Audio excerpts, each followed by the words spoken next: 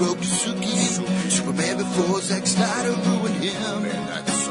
Michael Keaton was the best Batman. Rob Christian was just deadpan. No one remembers the other ones.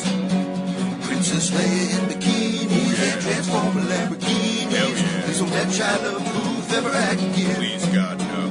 Remembering tales from the crypt, back when Michael Bay wrote good scripts. He wrote All scripts. right here is no mystery, 'cause it's the history of bad. It's bad. It's the history of bad. So bad. It's the history of bad ideas. It's the history of bad. It's bad. It's the history of bad. So bad. It's the history of bad ideas. Podcast. Welcome to the History of Bad Ideas, episode 388. I'm Jeff. And I'm the intern. And I'm Steve. Oh, sorry. No, go ahead. Introduce yourself. I'm Steve. And I'm Izzy. And we're with Everything I Learned from Movies. Surprise! Aha! And Cool Ranch update. Cool Ranch is still the bestest rat boy. He's big and he's huge and he's naked and his testicles are quite impressive. Wow. Okay. Rats are not shy. They hang out. Well, especially because you got, like, naked rats, don't you? Yeah, it's what Cool Ranch is. He's one of the naked boys. Yeah. Oh, yes. Ooh. What's up? What are we drinking? Natty Lights? Oh, no. From Wasatch Brewery, we have their Snowbank Amber Lager. Ooh. Mm-hmm. We're classy bitches. 5% alcohol by volume. Nice, crisp, malty beverage. Damn, that's smooth. That's Wasatch Brewery. And now, back to Hobie. So as listeners probably figured out by now, Jason is not on this week. Some people just want to watch the burn. Jason? He decided I that... think Jason just found that. I think Jason decided that, I don't know, family was more important than getting together with a couple of friends to talk about shit. Oh, the fool. I know. Ugh. Kids and their baseball games. So he'd rather hang out with crotch fruit than us? I don't know what that means, but probably. Oh, yeah. They're going to pick up a real Crotch sport. fruit. I have never heard the term crotch fruit, so... Do we have a new title? I until something better comes along, that is the title. Crotch fruit.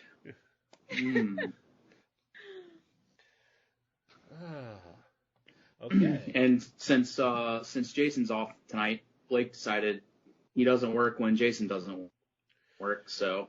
We're a package deal. Solidarity. He walks, I walk. I Or don't strike know. out. I forget which. I don't know. Sports. Is he also hanging out with crotch fruit? Who's that more a penalty for? They're though? sharing the... They're sharing the harvest? Wait, what? Blake's just hanging out in the crowd, just waiting for him to head towards the locker room. Yeah. Oh no! You know, to give him reassurance. Nothing weird. Like, hey, good game, guys. Well,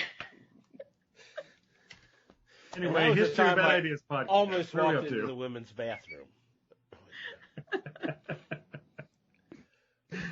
Oh, wow. And of course, Jim is taking the summer off to golf.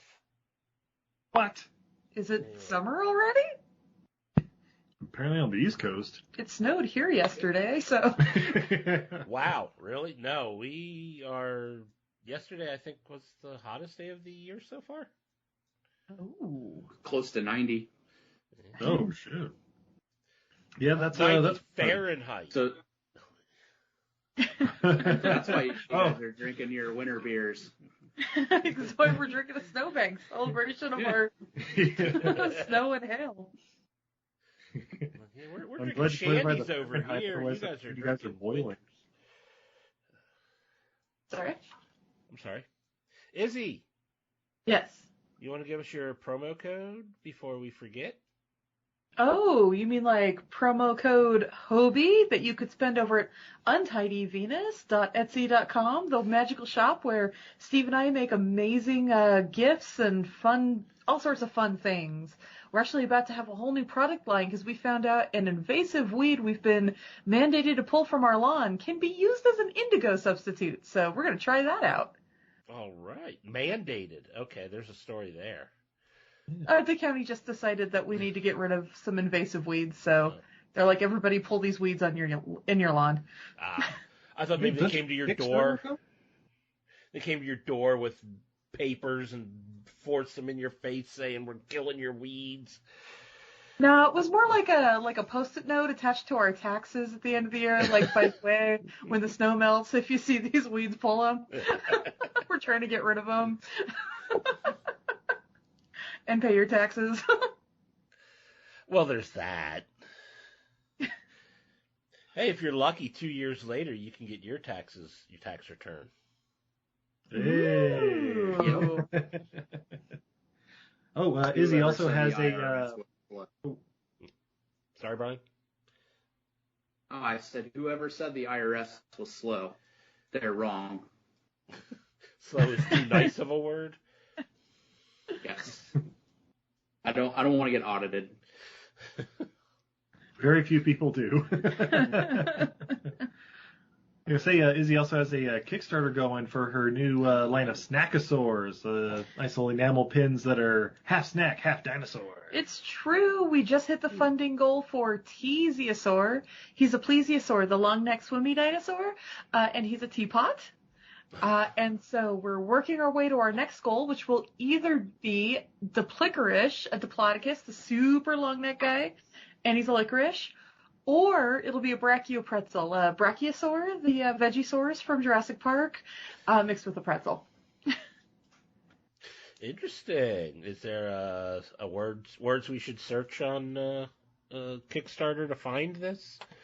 Snackosaurs? Snackosaurs! I believe it's officially called Snackosaurs 2 Electric Boogaloo, because we did a Snackosaurs last summer and it was wildly successful, which are available in my Etsy shop. And if you type in the promo code HOBIE, you get 15% off your purchase and you help this here podcast out. hooray! Hooray! Anybody have up-downs for this week? The what now? Good, up, down. Anything that good that happened or bad that happened that you want to express your either joy or rage over? We finished up Star Trek Voyager. We did. So we've officially rewatched all of Next Gen, all of DS9, and all of Voyager, and so that's the up. And then we started Enterprise, so we will see if that's an up or a down. The first episode is fantastic because it starts off with a Rod Stewart song, which really threw me off. And then halfway through, there's like a Red Shoes Diary moment where we see people like taking a shower with gel or something. And I'm like, what am I watching? Interested. But then, it follows it up with, I don't know, Scott Bakula not bouncing around through time. So... Yeah, well, Enterprise is an interesting concept. It's the first interstellar craft, the first Enterprise, and sort of a whole bunch of cowboys and one Romulan one Vulcan trying to like round them up, get them to behave. So, Jeff, did you watch anything this week? Did I watch anything? Let's see. Worth talking about.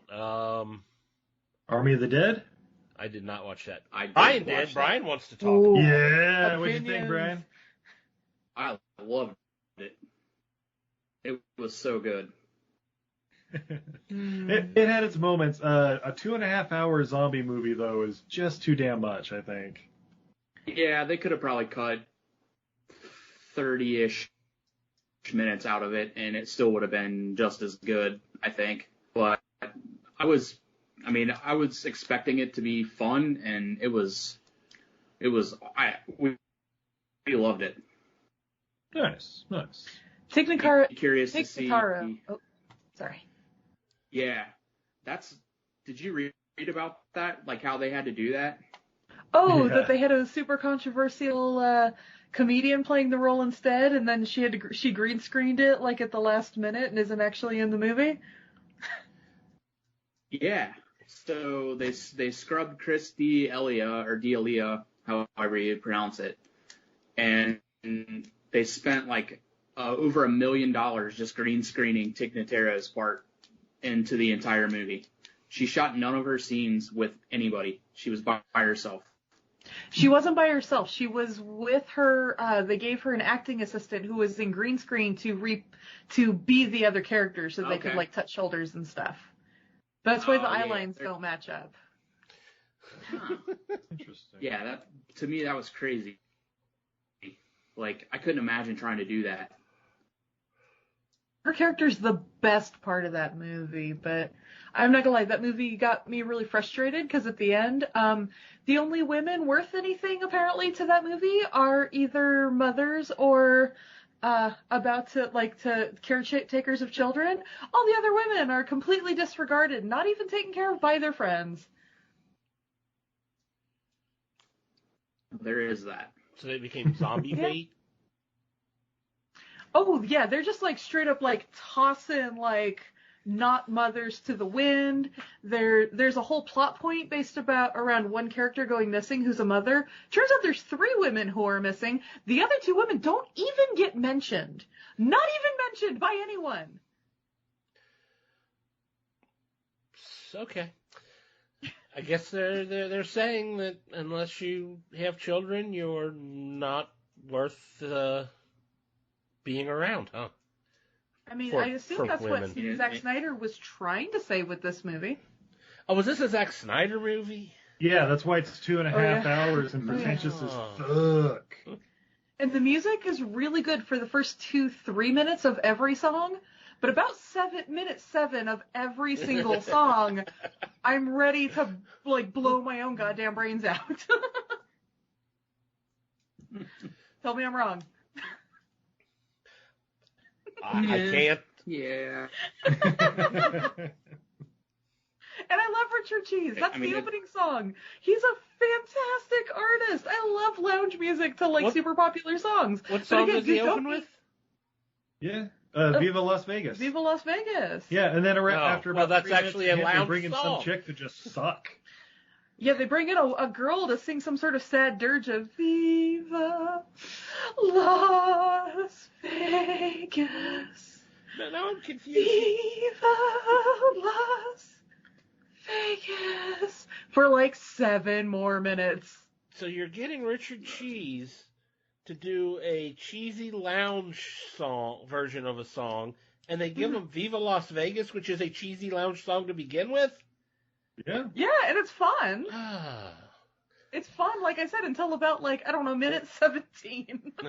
I find it so much better when he's like singing like The Sickness or something in lounge version.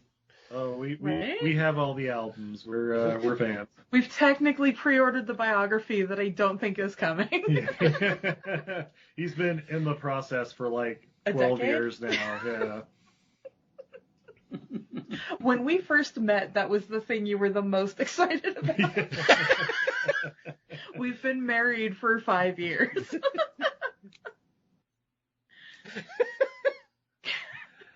Calling you out, Mark.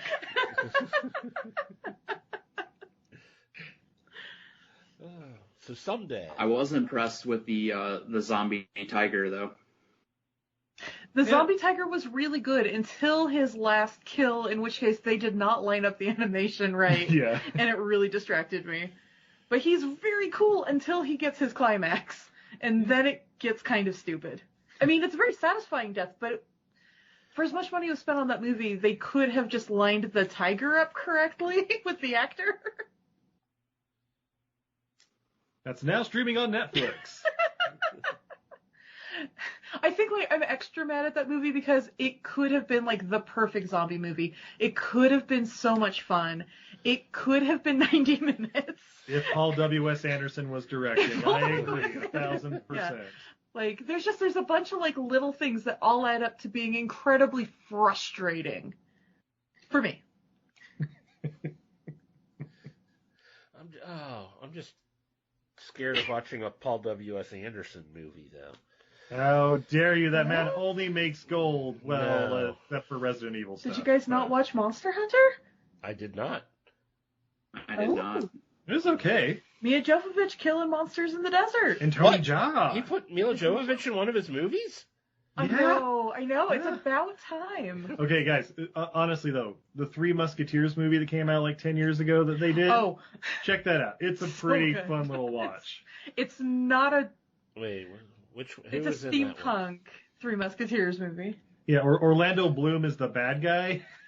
And he's like the Duke never of did Buckingham or something, but he is just over the top at it. And It's isn't fantastic. Mads Mikkelsen his like killer? No, Christoph Waltz.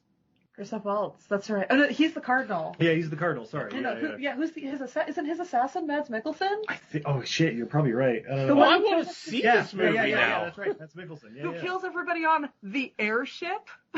Yes, there are airships. Ah. And I know what you're thinking. Yes, Mia Jovovich is in it. I She's think- Milady de Winter or whatever that character is. I think I remember seeing that coming out and then gave it never a second thought, and so forgot all about it. Maybe I'll Check it look out. that up.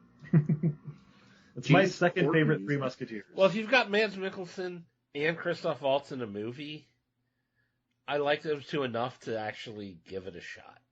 Yeah. Oh yeah, and they're bad guys, so they get to just chew up scenery with abandon. Well, that's not necessarily a good thing. Oh, it's a good thing. Good actors chewing up scenery as a bad guy with abandon. You know, I saw Gigli with Al Pacino. You know, This isn't Al Pacino though. This is Christoph Waltz and Mads Mikkelsen. Geely, from the director of Beverly Hills Cop. Look it up. but A not lot can Beverly happen Hills in Cop 25 2. years. Gigli, not the worst movie of that year. So some years are sparser than others. I mean, that's the best. Like if they were taking my review, not the worst movie from this year.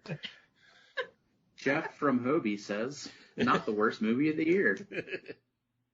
We had to make We that got poster. one. They do the Ghostbusters. We got one.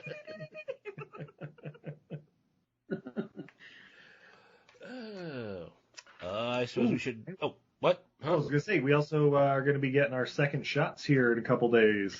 Yeah. Looking forward to that. So you can join the club.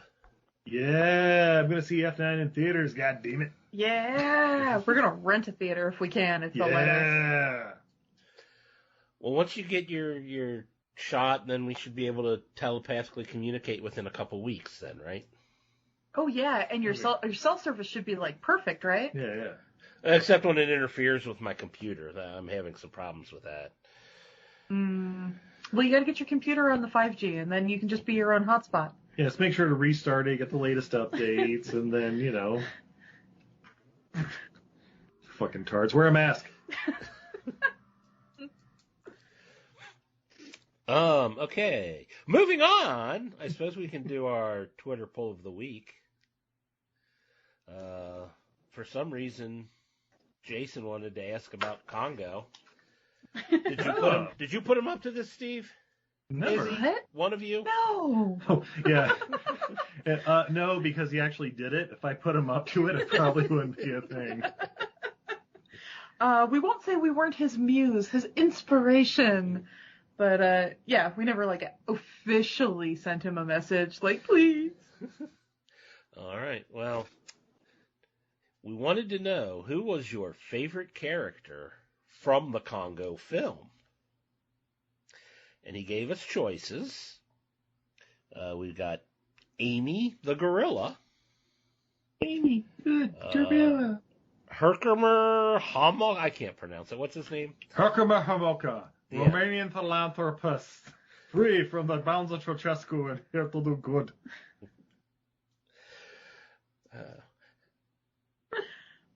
Girl If- neighbors want to watch one there. As portrayed by Dr. Frankenfurter. Yeah. We also have Captain Monroe Kelly. Great white hunter, though I happen to be black. Speaking of Ghostbusters. Keep on busted. And Dr. Karen Ross.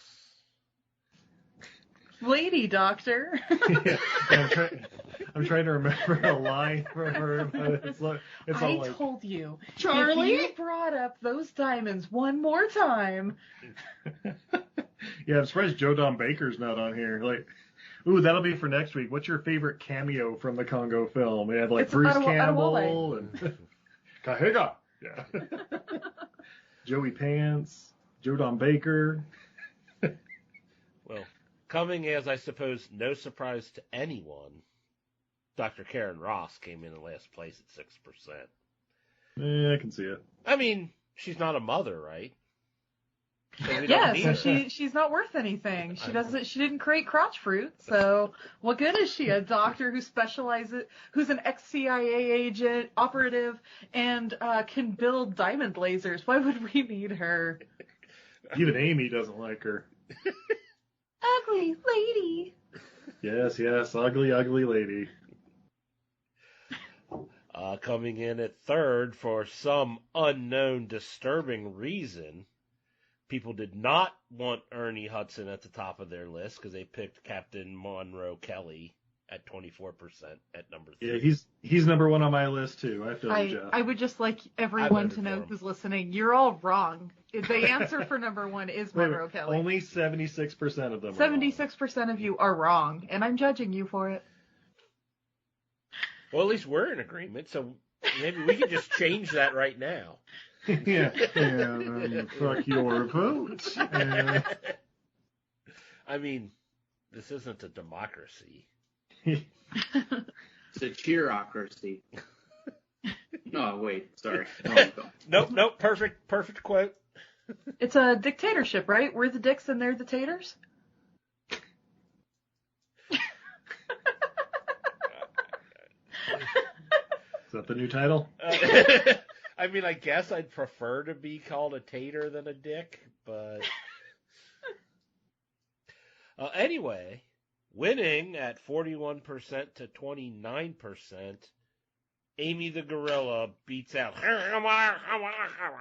Amy, happy. Amy. Happy gorilla. Happy Beautiful gorilla. Ugly gorilla. Tickle me. Married couple, am I right?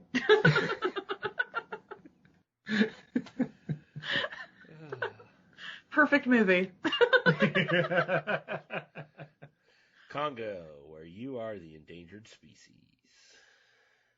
Where's that Blu-ray with all the commentary tracks and behind-the-scenes footage? I need Ernie Hudson commentary. Did Ernie Hudson do a commentary track? No, I have the Blu-ray. The only thing on it's the trailer. It's bullshit. How much would a cameo for a Luckily, call? it's only $5, but... Oh, yeah. Let's hit him up on Cameo, see if he wants to do a commentary track. For the 30 seconds you get a cameo for. Quick, do a commentary track for Congo. Guys, I won't lie. I actually got Steve a cameo from Ernie Hudson for his 40th birthday. Sure did. And it was like 7 minutes long, and he had it done in like 7 hours. Nice.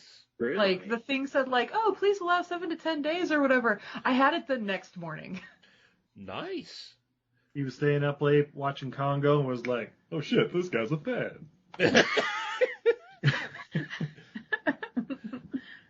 Now, Ernie Hudson is somebody who would be worth getting a cameo for. So. Yeah, surprisingly affordable, right? Like $130 or something like that? It was $150 when I ordered it. It sort of goes up and down. And Yeah, Depending. I mean, he's no Brian Baumgartner who makes $1 million a year doing cameos. Yeah, who? Kevin from The Office. Kevin. Oh, Jesus. Yeah. Good for him. Good for him. Oh, it's great. I love it. I gotta get on the Cameo. Someone will pay for me, right? Steve, why pay for the cameo when they get the sex for free? Yeah, right. So pretty much is he That's saying she's PILF the only movies. one to That's pay everything for I learned from movies on Twitter, Facebook, and Instagram. I'm cheap, but I'm worth it. Everything I learned from movies on Cameo. Come on, Cameo, you cowards, put us on there. We got Twitter people. Sure, they're all podcasters. Who gives a shit?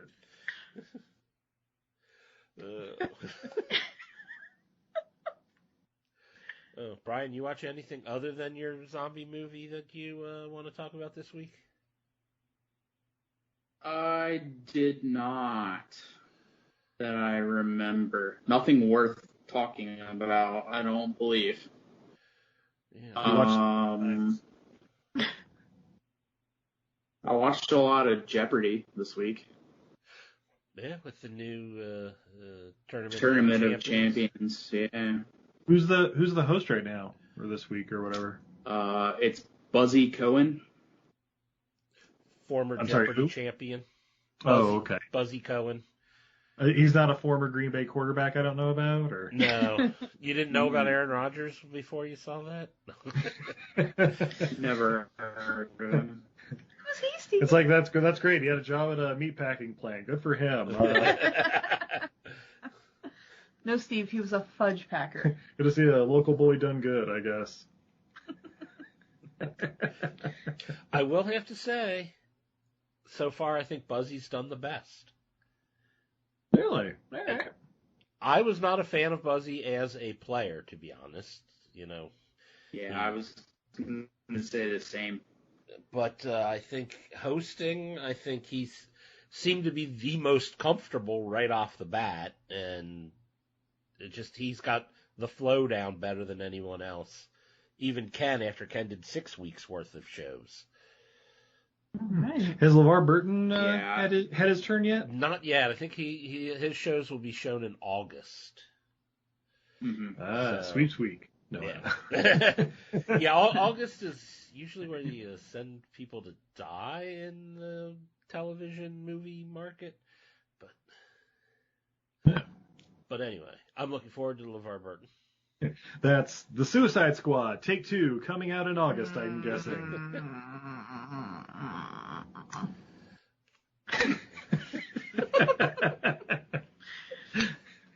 Is that the title of it? Suicide Squad 2, The Search for Curly's Gold? Oh, that'd be great. The Search for Slipknot's Head.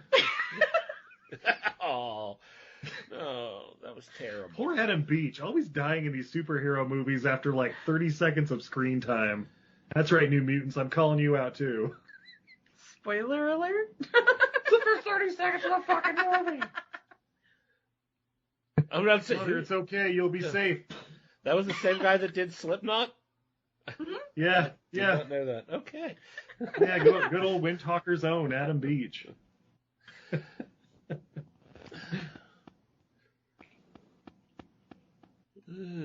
Anybody else have anything to add before we head on to listener feedback? Oh, we watched oh my god, it's the stupidest title ever. But those who wish me dead or whatever. Those on HBO Max, the new Angelina Jolie in Firestorm reboot. Yeah. Have you seen it? I watched it last week. Yeah. Yeah, it was all right. Dude, the survivalist wife is the best part of that movie, too. For a movie with Angelina Jolie and Littlefinger and John Barenthal and Nicholas Hoult, yeah, the random pregnant wife survivalist was like the best part. Was she a mother, though? Of course. Yes, because she's pregnant. She was like 8 months pregnant. Okay, and like, so she was worthwhile. rifle. Yeah, no, it's that movie. Her character line is great because she's like 8 months pregnant. Like, she's big mama, and they like sort of mention that like after the baby she can get back to her like survival school, and so automatically you're like, oh, she's dead because she's like the wife of a sheriff. She's dead. They're gonna kill her. Every time they're about to like, it's like, oh, this is where they kill her. Nope, like knife to the throat. She just murders somebody else. And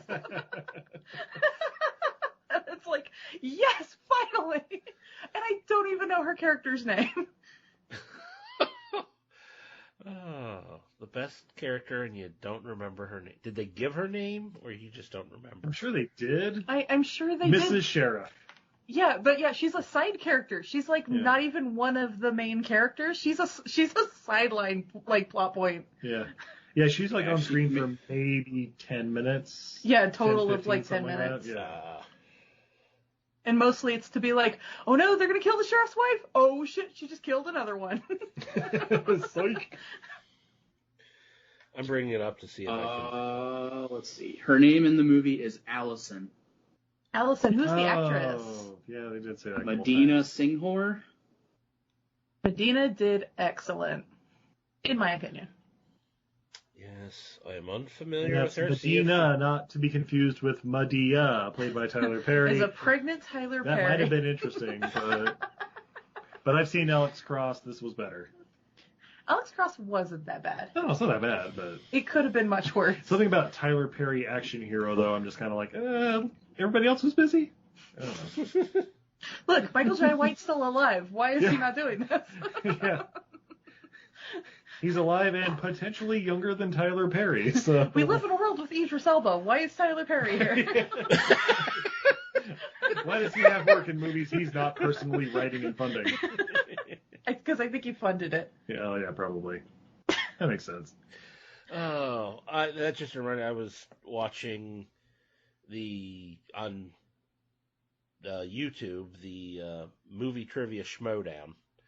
I don't know if you're aware of it, but it's a league they ask movie trivia questions, and they asked one question about this thriller movie from whatever year stars or features Tyler Perry as like a lawyer or something, and I'm like, does that mean it's Boo, a Medea Halloween?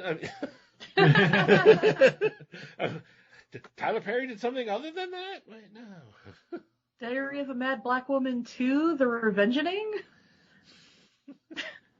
Yeah, well, I'm like trying to remember the movie. I think I know what you're talking about, where Tyler Perry showed up for like one scene as the lawyer. It was like giving the advice like, look, they don't have evidence. You just have to lay low and blah blah blah. It's like, wait, what? That's not what a lawyer says. Find me guilty? No.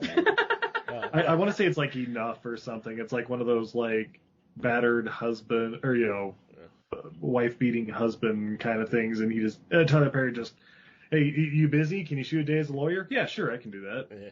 Well, the answer they were looking for was The Town. Oh shit, was he in The Town? Apparently. With his wicked accent. But yeah, I was like a thriller with Medea. Okay, Boo, a Medea Halloween. So Okay. that's why I wouldn't do well in the movie trivia Schmodown, because everyone else got it right. I did. All those Affleck fans. I totally forgot that he played Colin Powell in Vice. Nice, yeah. Oh. Or Baxter Stockman in Ninja Turtles Out of the Shadows. I forgot he did that too.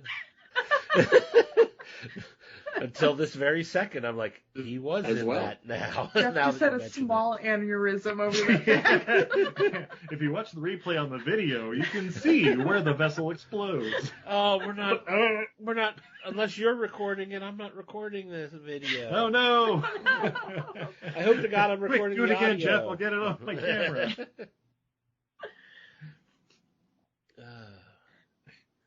What was? So yeah, what was the question about Tyler Perry? How did we get to Tyler He's Perry? just got some worse movies. Well, you take out the movies that he did where he had to force Medea in it, because I'm sorry, I just do not like. I'm not a big fan of when young guys dress up as old women and call it comedy. How dare you besmirch Ernest like that? Get out of here. Ernest dressed up like an old woman? Did I miss something? Oh my God, somebody hasn't seen Ernest in a while. I say he plays his own mother, right? I think just some random old neighbor lady or whatever every once in a while. Just like, I don't know. No, I certainly have not seen Jim Varney. Isn't he dead? What? Yes. Only about 30 years. But, yeah. Yes. Wait, but we don't watch all the Ernest movies like every 3 months or so, right? No. Jeff. Ernest Scared Stupid is better than you remember it. I'm And trying to Ernest think goes- if I've goes seen to an jail. entire Ernest movie. We got to get somebody the Ernest pack. All right. I think The 3 you need to watch are Ernest Scared Stupid, Ernest Goes to Camp, and Ernest Goes to Jail. The rest, problematic at points. So But Saving those 3 Christmas. are... Saving Christmas? Oh, Saves Christmas? I haven't seen that one in a while, but... We should pull it down and watch it tonight. Sure. I mean, I All right, can guys, at least hold on. We're going to watch use Ernest Saves Christmas. We'll pause until you get done watching. We'll just let you guys stream and watch it too. We'll just do live Yeah, commentary. live commentary on it. Like, look, there he is dressed up as a woman. Look. Oh, that's right. Yeah, he plays the neighbor, like Mrs. Periwinkle or something. Yeah. So yeah, if he does that, then no, I probably won't find that funny. You know what I know the Ernest from is mainly the 30-second Trout milk commercials. So if it's So more than 30 seconds worth, I don't know if I can handle it. Auntie Nelda is the character he Auntie Nelda. plays. This That's chick. a fetching woman. Oh Lord! So you're helping my argument. Thank you. So What about Beverly Hillbillies? Did you like that movie? I Where he was don't think Jed I Clampett? hated it, Oh, it's fantastic. but I don't think it gave me the feel of that I wanted to get from a Beverly Hillbillies movie. Oh, sexually aroused? What are we talking about, Jeff? What exactly were you looking for in you a Beverly wanted Hillbillies Grandma movie? to, you know. I wanted Like a I had 3 movie pints of moonshine. that felt like the Beverly Hillbillies from the 50s and 60s, not a slapdash, slapstick. Yeah. They just, You wanted to feel slapped. I got you. yes, I wanted to be slapped. Thank you. So in my hometown, Jim Varney used to do the auto sales commercials for one of the big auto dealerships. It was him and Suzanne Summers used to do the commercials for him, and it was like I don't know. I always thought he was like a local guy. He might have been originally. I don't know where he's from. Maybe. I mean, is he from Sacramento?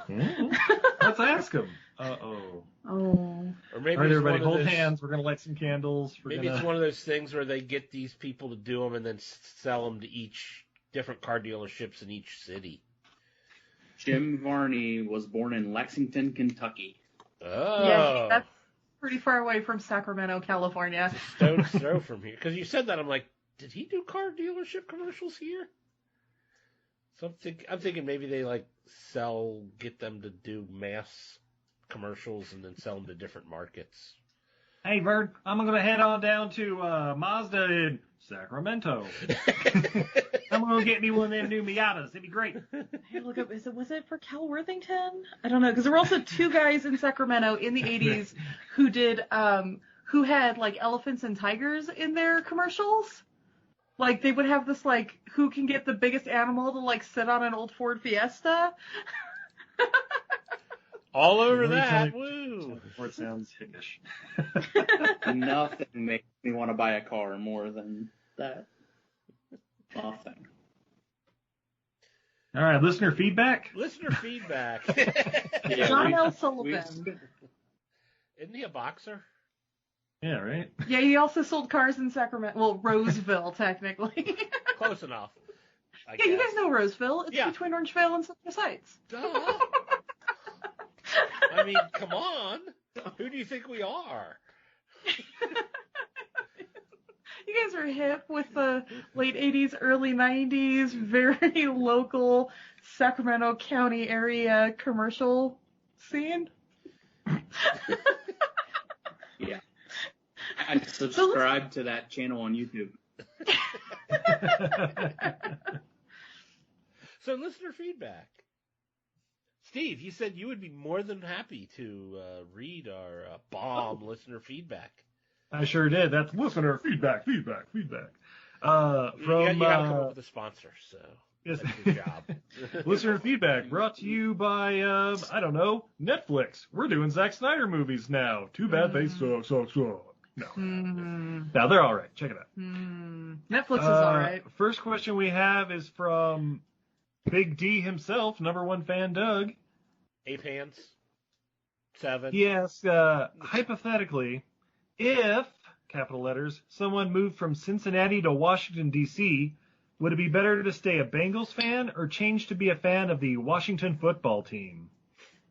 It's never okay to be a fan of the Washington football team. Yeah. No, I think if you are going to do it, if you move this year, this is the small little opening when you can join the Washington football team bandwagon. After this year, then they're no longer a novelty of being called the Washington football team, or they get a real new name and no one cares. And you should never have been a fan of the Redskins. What real new name are they going to get? The Nazis or something? Well, those No. guys must be worse than They're going Redskins. to stay as the Redskins, but they're changing their logo to a potato. All right. And then it's okay. I tried to get them to do that for a decade now, but they didn't listen to me. Right?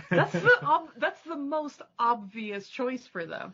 I would vote for the Washington Potatoes. So the real question is, do you remain a Bengals fan, or you just put 2 in your own dome? That's the question, right? Like, which, Oh, come on. Suicide Prevention Hub. 1-800-7... Wait. If you've been a Bengals fan up till now, you know you're used to disappointment. Nothing's going to really be worse than what you've already seen. Look, from a Lions fan to a Bengals fan, You're cursing Joe Burrows, you know that, right? It's okay to stand by your team. They still have good logos. Yeah, right? Tigers Especially, and... if you toughed it out this long, just suck it up and deal with it. That's what I do. Or just go full sellout and go make yourself a, gross Giants fan, or, gross Cowboys fan, or, gross Patriots fan. You're not allowed to be a Cowboys fan. That's against the rules. Or 2 to the dome. But you have to stop listening to this podcast. I hope that helped, Doug. Thank you for the call. Well, Doug, he's a Patriots fan himself.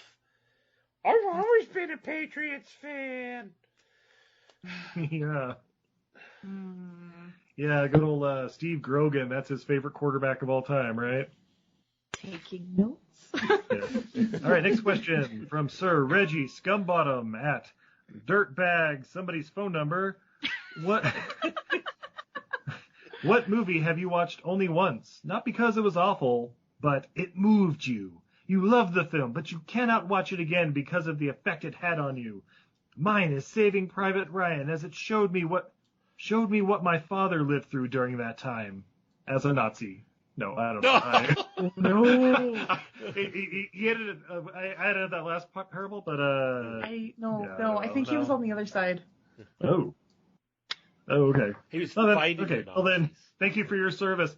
Wait, Sir Reggie Scumbottom. That means he's English, right? Mm-hmm. Or Australian, maybe. Okay, he's one of the good ones. Yeah, checks out. All right.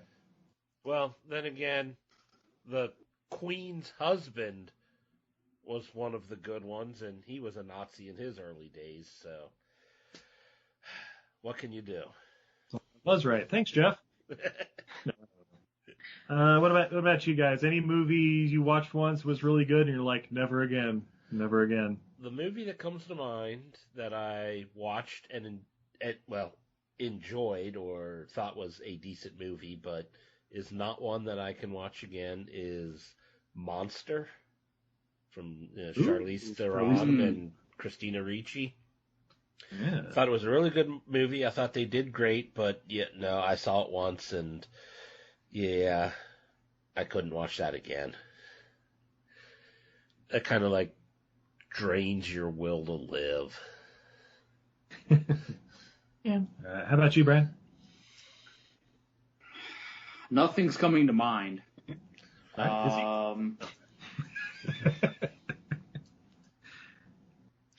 Is he? Yeah. Yeah.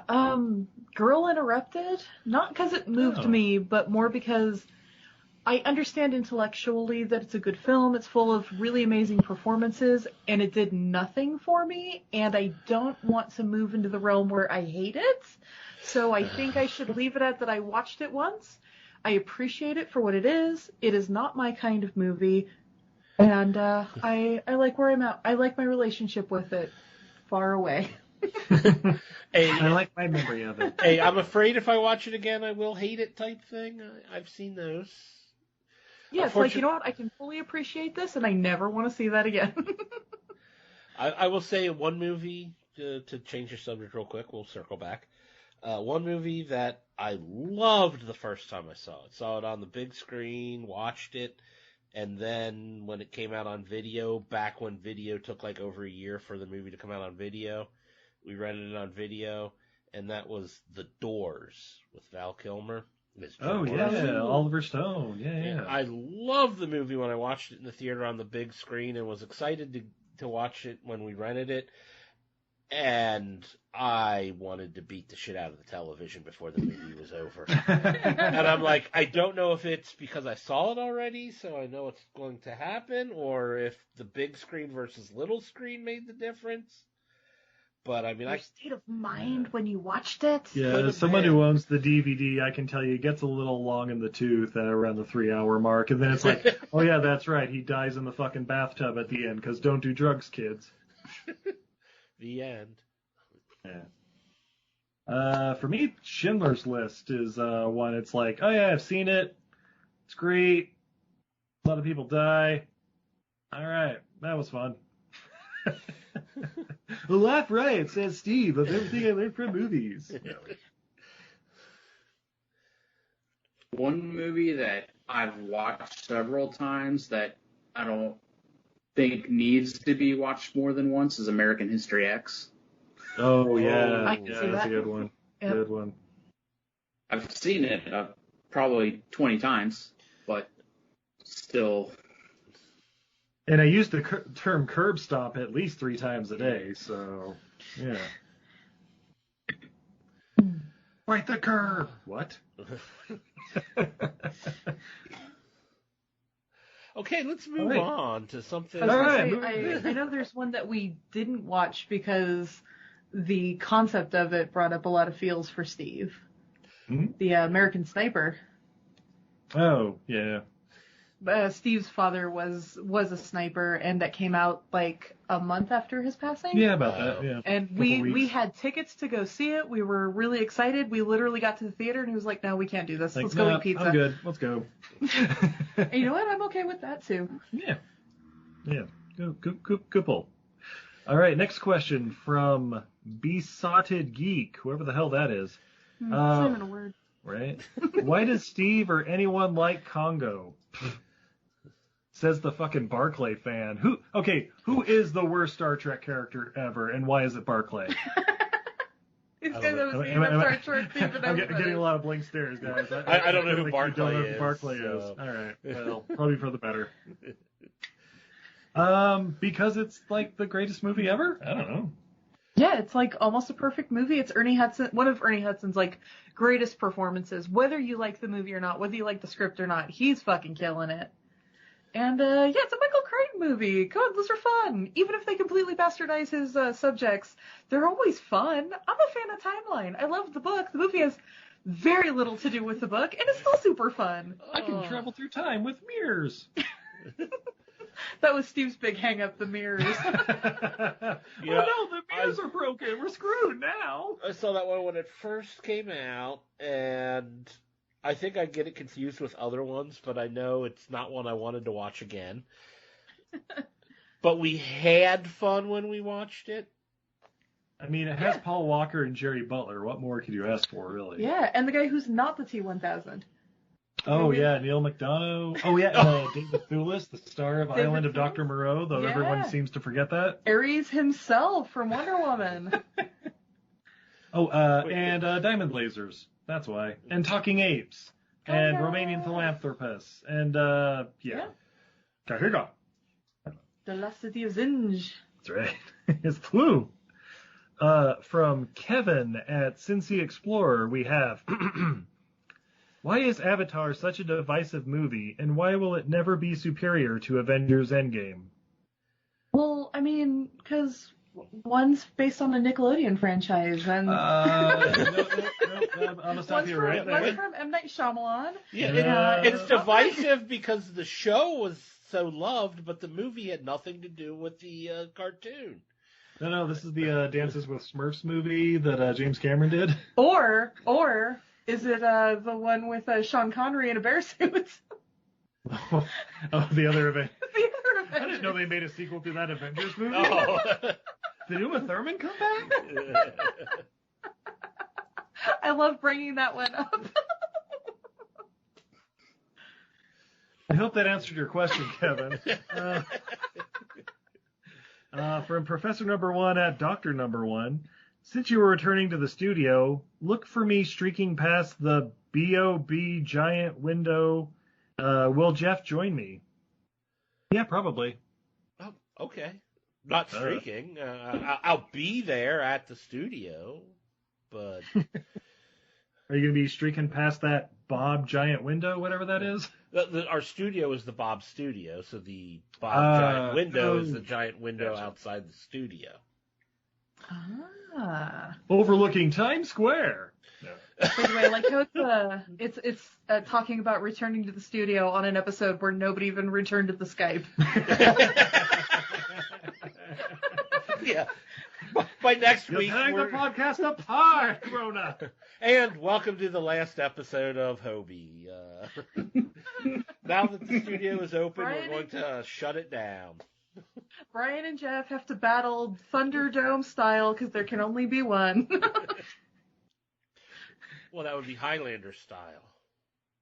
Yeah, but I want it in a Thunderdome, and I want you guys both in nothing but some skimpy leather. That's so right. Thunderdome in Tampa, Florida, or wherever the hell WWE is nowadays. Orlando? One of those. Somewhere in Florida where they're allowed to have mass gatherings with no rules. Thanks, Florida. Only if we can Greco-Roman wrestle. Yeah. Obviously. Traditional Greco-Roman, too. I'm talking meat on meat. Crotch fruit to crotch fruit. Yeah, there's the title. No, we're not going to fight children. Oh. It's more crotch stamen to crotch stamen. Look it up, guys. It's a part of a plant. Okay. Are you guys familiar with docking? No, wait. Now, when the pollen from a stamen enters the corona of a flower. Okay, let's see. But the problem with Greco-Roman wrestling is you can't use your legs. What? You can't use your. It's all upper body and arms. Ooh. Versus freestyle wrestling. Interesting. Now, what WWE There rules? Therein lies the rub. The challenge. No. Yeah. WWE rules. There's barely a ref. We're going to have a TLC match. Table, ladders, chairs. Yeah. I would like eye for an eye. The Olympic champion in the TLC match. That would be impressive. Right? All right, what else we got? Hey, it's that news of the geek. Geek. Brian, did you want to read the news of the geek this week since Jason decided he doesn't want to be here? I certainly can. Can you mispronounce every other word like Jason, or? I'm going to try my best to read it as close to copy as possible. Okay. So coming on the heels of Gwyneth Paltrow's COVID breakdown and having some quinoa-based whiskey and bread, now her company Goop is being sued after its vagina candle allegedly exploded, according to reports. Colby Watson from Texas is suing Goop in a class action lawsuit. According to legal documents obtained by TMZ.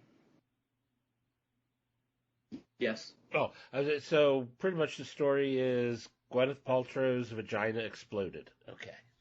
Vagina candle, or as I like to say, snatch and a match. Let's see. Colby bought the $75 This Smells Like My Vagina candle from the website in January. I wish we were making that up. And lit it for the first time in February. However, after burning it for 3 hours, the candle reportedly exploded. Well, that's far too long. I mean, No, that's what 3 you're supposed hours, to do. man? For a larger candle, you should do a 2 to 3 hour burn for your first burn to avoid what's called tunneling, which is when you get the candle that where the sides stay up, but it just sort of burns through the middle. And if it does the tunneling, that's when they usually explode. Candles can also get tunneling from an improper wax-like mix. Like Or if having they... a penis inserted into it. No, but that's real candle talk. That's Hashtag more real what I candle was. talk. Yeah, I was talking about the real. Yeah, okay. Hey, they burned my penis. After the explosion, the room reportedly filled with smoke. Mm-hmm. In a statement provided to Fox Business, a spokesperson for Goop said the lawsuit is unfounded. We're confident, frivolous, an attempt to secure an outsize from a press-heavy product. Well, we can't trust that statement. It's from faux news. No, that was from Fox Business. Yeah, faux business. Okay, well, you said news, but this was business. Guys, okay, Goop, if you're listening, and I know you are because you're huge fans of Hobie, here's what you need to do. When you're mailing these candles to people, they spent $75. What you need to do is get a nice limited edition sticker on top that asks the question, what's in the box? What's in the box? It's Gwyneth Paltrow's vagina candle, you lucky bastard. Steve, head of marketing. The worst part about She the whole just thing, can't, though, guys. She just can't catch a break. Let's just be honest. apparently She's had Poor- a rough. Poor Gwyneth Paltrow. Yes. I can't even say her name right. I will shed a tear Thanks, for Jason. her. Somebody's got to fill it for Jason. I mean, this is. I need more beer. it says So- he is seeking $5 million in damages. Why the hell not? Because she's terrified of candles now. Also, wouldn't you sue Gwyneth Paltrow for $5 million? $5 million. I think you're putting way too much emphasis on the fact that nothing bad really happened. You think she's getting Iron Man money? Well, So. No, she's getting Goop money. $75 lawsuit candle. reportedly says that Goop should warn that the vagina candle could cause significant injury when it explodes. Yes. Well, Fun you fact. just don't put your face so close to it. Flaming wax can cause injuries. and maybe if this person did get injured, there might be more of a claim, but I mean, there's no claim of injury. So I'm like, okay. But what if her crotch fruit had been near the candle? Well, My children and my they don't deserve the $5 million. The $5 million might be to set up for a foundation to protect other people's crotch fruit later on. But to this protect person, people's crotch fruit from vagina candles. Well, it did say it was a what was it? It was like a group lawsuit. With well, it Class said this action. one class action. So person that's for is multiple people. yeah, this one person is trying to get a class action and is seeking $5 million. That this one. He's suing for breach of warranty and product liability. Which is not Yep. a $5 million. Maybe if everybody who bought the candle gets money for it, then it could be, I suppose, $5 million. But even then, I doubt they sold $5 million worth of this candle or what. You get This what, should be about settled 3 at Gary times? Busey's pet court. Yes, that's the only way. In Gary Judge Busey's Gary basement. Busey presiding. If you guys have not seen Gary Busey's Pet Court, you are missing out on premium television. I The can't. golden era of TV, guys. I can't. Too many emotions tied up in that. No, life is just too short to watch Gary Busey. Pet yeah. Court. Pet Court. They heard you the first couple So, times. so are these dogs where suing does other one dogs? watch? Brian was asking, where does one watch? Yeah, where does one watch? it was on Amazon Prime, I think. When I we think saw it's Amazon it, so Prime. Google it. It'll put it on there. Oh, Might be Amazon, might be Hulu now. Who knows? It changes every couple of weeks. Oh, So that's Pet- how Pet- Bezos got his super yacht. No? Okay. All right, moving on. No, I think you might have broke up there a second there, Brian, because I didn't hear. I said that's how Bezos got his super yacht, the Pet Court. Yeah, Pet Court money. Pet Yep, Court. and it is on Amazon Prime. So now. many subscriptions for that.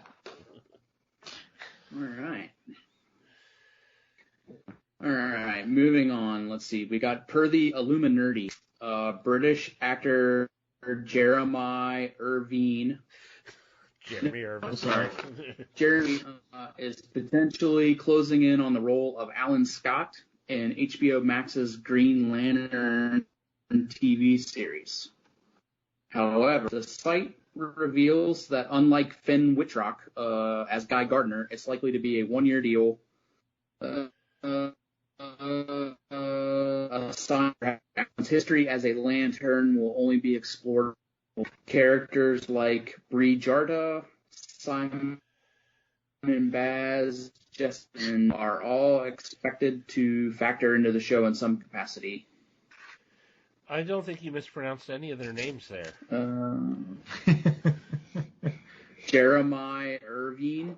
Well, that guy, but I meant the character names. That's the British pronunciation, correct? Oh, okay. So we got a Green Lantern TV series to look forward to. Is that what I'm getting? Yeah, it looks like HBO's having a Green Lantern Corps TV series. But it's not the Green Lantern everybody wants. Yeah, see, Jon Stewart. I don't know if Guy Gardner's one of the guys, but I know Finn Wittrock's from American Horror Story, and that's all I know him from. I don't know Finn Wittrock from anything, but no, Guy Gardner is the character, I suppose, one of the Green Lanterns. Oh, okay. Yeah, I'm sure it'll be great. Yeah, that's the thing. It's like I'm just saying the he's playing the Alan Alan Scott. There we go. Alan Yeah, Scott. Alan Scott, the Alan Scott character. He's like from like the 30s and 40s Green Lantern, where it's a completely different storyline than what actually goes on with like the Green Lantern Corps. So I'm interested in seeing how the hell they make him relevant with the Green Lantern Corps. Ooh, they're basically going to do the Phantom, but instead of wearing the purple tights, they're going to be green. Yeah. I'm in. Fighting Nazis. Bring in Billy Zane. He could be Sinestro. Ooh, is he a bad guy? Let's find out. No, he's actually quite a good gentleman. Okay. Billy Zane fans in the house. Are you guys not Billy Zane fans? I'm not a Billy Zane fan. Have you not seen Demon Knight yet? Have you not looked into his eyes? And all that guy liner? I'll say no to both of those. Well, that's why you're not a fan. You're gonna bring a picture up so I can look into his eyes? You gotta watch Demon Yeah, Knight. let me find one that's not a dick pic real quick. But no, seriously, Jeff, you need to see Demon Knight. But that would require Demon watching Knight's- Demon Knight. It's so good. I mean, I think I explained this to you before when I was on your show drafting devil Doesn't movies. like good movies. I don't like the type of movies you watch, as in Good crap. movies. No. Demon Knight is legitimately much better than our general taste in movies. It's tough to take that without a grain of salt, you know. I hear See, what every time. who else is in Demon Knight? Thomas Hayden Church, Dick Miller, oh my God, Stryker, William, Robert Hayes. the guy that plays Death in the Bill and Ted movies, William Sadler, something like that. Isn't Jada Pinkett in it? Yeah, Jada Pinkett before she got smithed. Brenda Backey, CCH Pounder. Yeah, CCH Pounder. Okay, well that one sold me on CCH Pounder. There you Yeah, go. she kicked some serious demon butt. So that's how she landed the shield. Way back in '95. Although I was on your draft show, I'm assuming I won the Devil draft. I didn't actually hear You can assume. I'm going to assume I won that because I think I by far had what everyone would agree is the best choice of Satan's. I can guarantee you not everyone thought that way. Well, yeah, okay, the It two wasn't competitors 100%, thought whatever it was, differently, but so it was a pretty good list. And we'd love to have you back. Sure, I love to come. I mean, I have to come back to defend, right? I'm assuming I'm defending. I don't know about defending, but You can help us defend a bad movie. Oh, I can't. That hurts me to the core to defend bad movies. You can find a little nugget of inspiration even in the worst films. could you say it hurts you to the Green Lantern core? Oh, I said it. You said it. And right, with y'all that, we're back. out of here. Oh, wait. all right, that's No it. need to Jeff's coming on continue for that the what was it, the 90s 2000s Green Lantern. Yeah. What? No, that movie. I hope was you like Blake terrible. Lively, motherfucker. Oh, wow, that movie was terrible.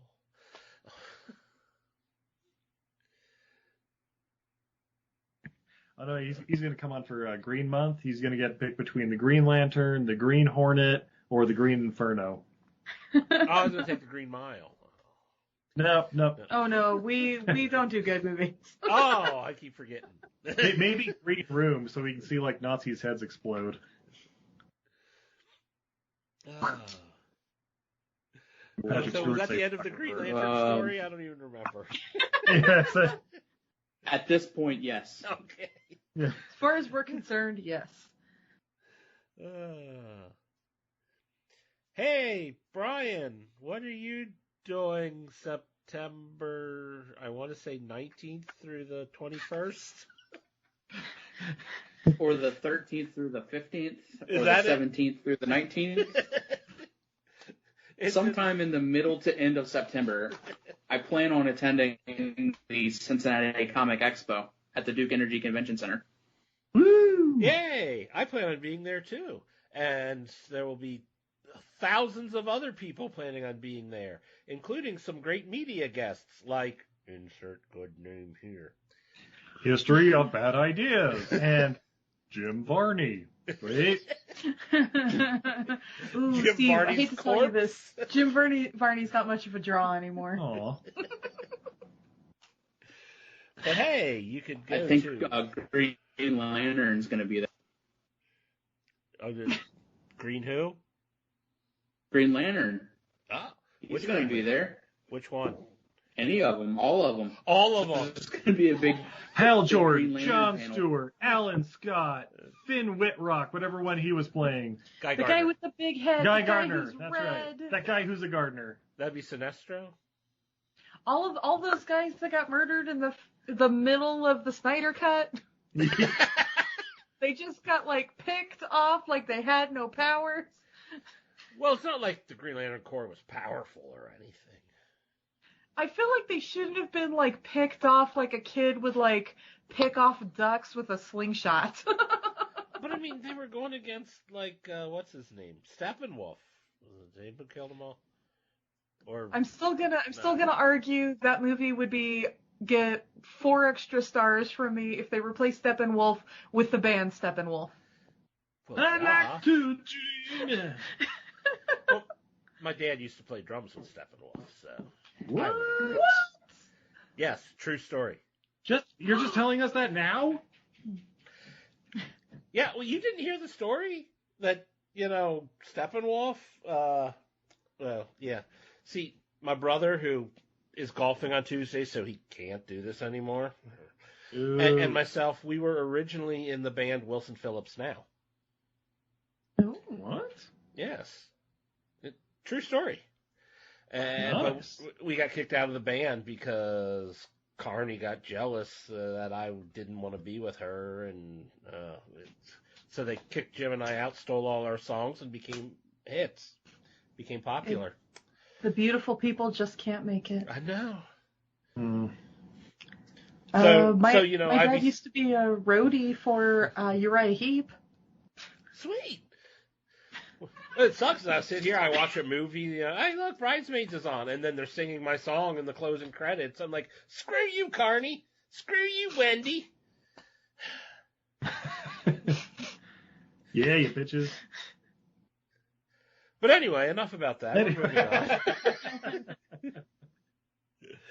on. I suppose we can move on to the box office news and report from May 21st, 2021 through May 23rd, 2021.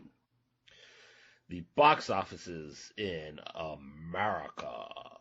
Coming in at number 1, Spiral made another $4.5 million, a total of $16 million on a budget of $20 million.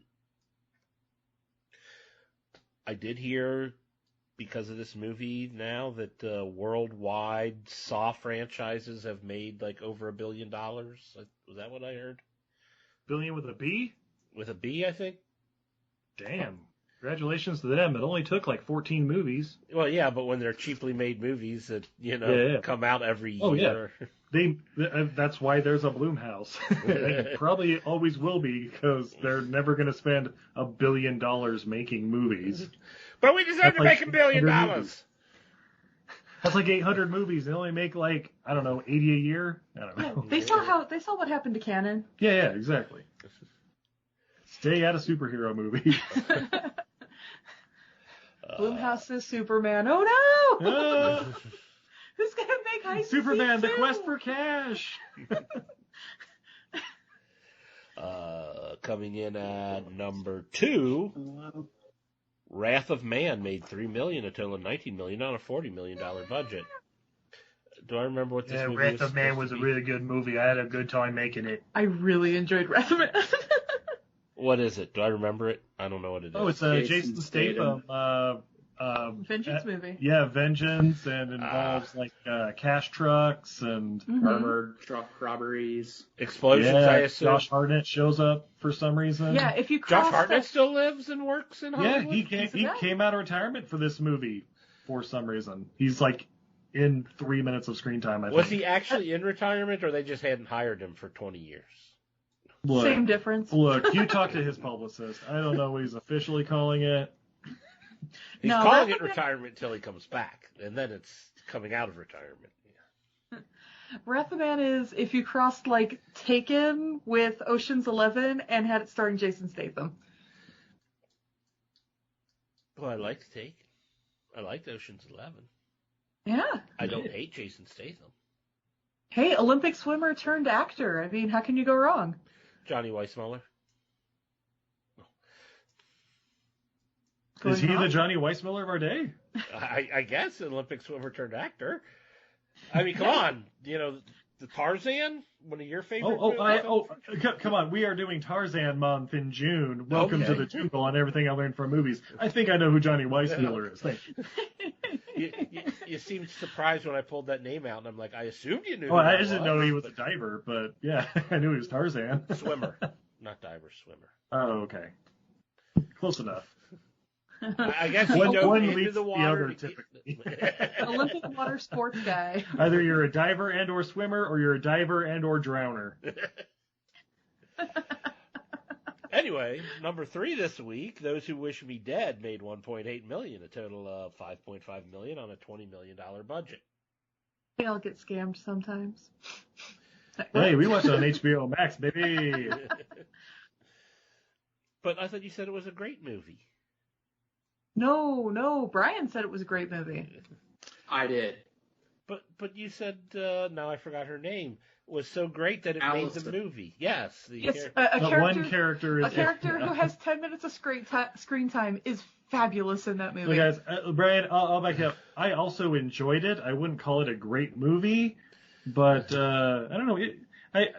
Unfortunately, I made Izzy watch a lot of Zack Snyder this week, and apparently that put her in a bad mood. And then we watched that movie where there's a storm at the watchtower, but it's beautiful and sunny on the other side of, we don't know, but it's far enough for a kid to walk in enough time that blood doesn't dry on his face yet, but there's no storm there, but they can't see the gigantic forest fire from the watchtower that's specifically designed to see hundreds of miles in every direction to see forest fires until the forest fire is on top of that. I'm sorry.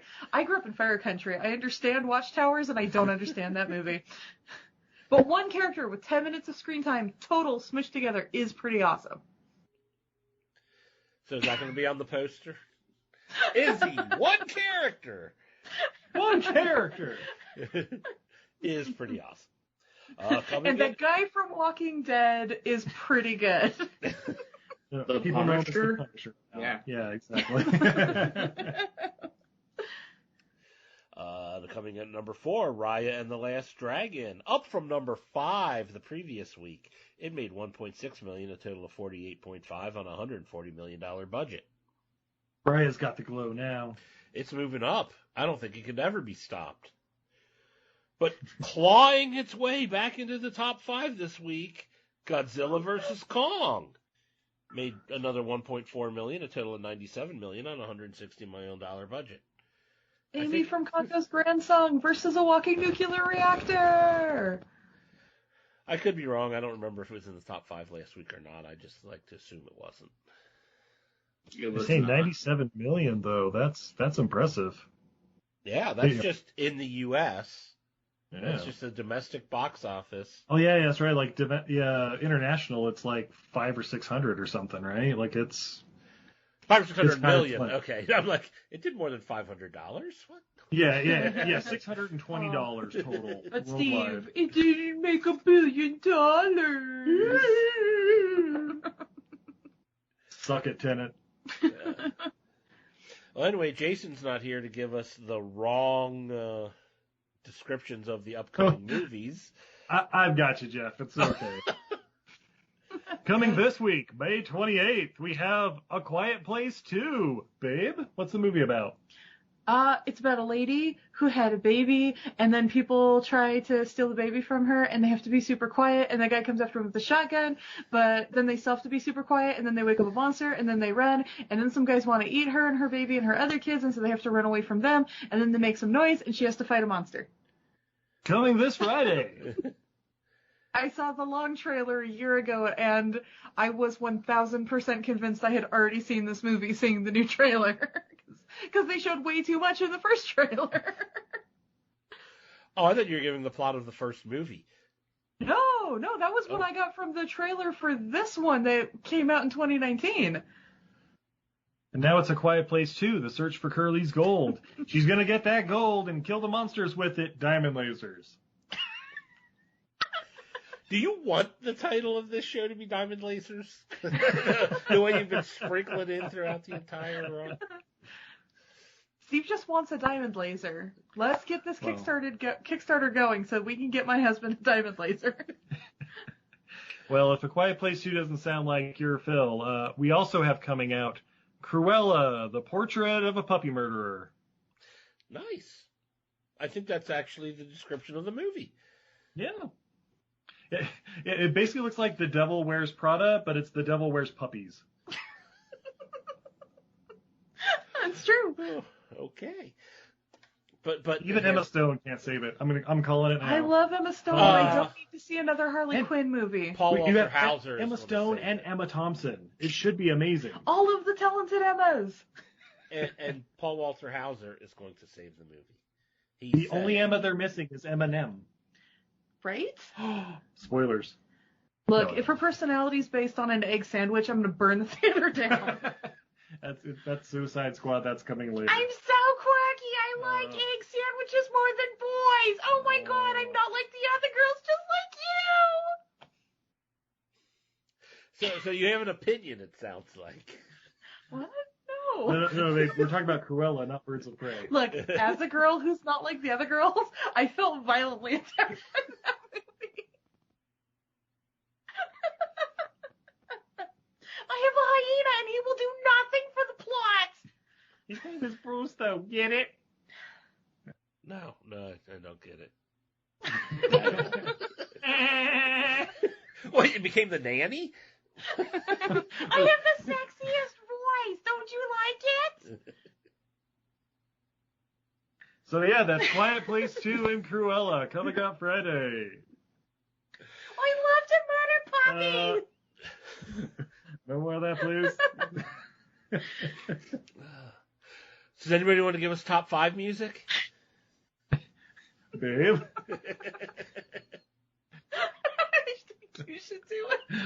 I'm apparently a little salty tonight. What you gonna do at the end of a podcast?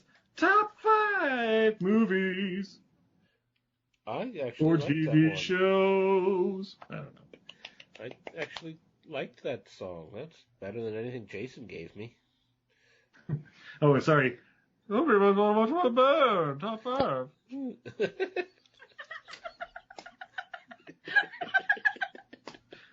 Take the top 5 to Clarksville and forget how to pronounce punctuation. Or Cherusery. Now, if you Forget how to pronounce chartreuse.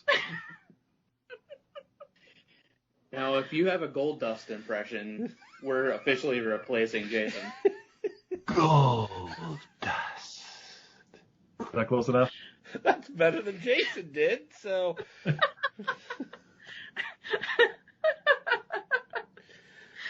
That's right, Jason. Watch your ass. I'm coming for your job. It pays a lot. All those Once I IOUs. get the Hobie coin up and running, look out. All I need is a garage full of Funko Pops I'm never going to give away. I'm going to forget to mail to people after I promise them to a podcast event. Oh, no, it's for a con. All cons are canceled. Yeah, that's why I got to stock up while I can.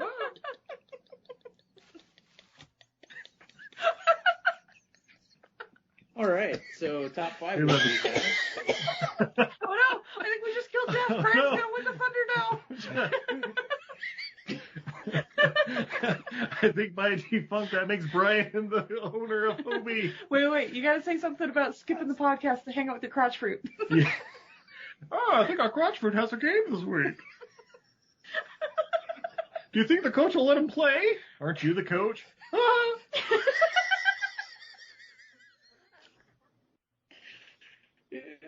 my god, it's a good thing this isn't on YouTube this week.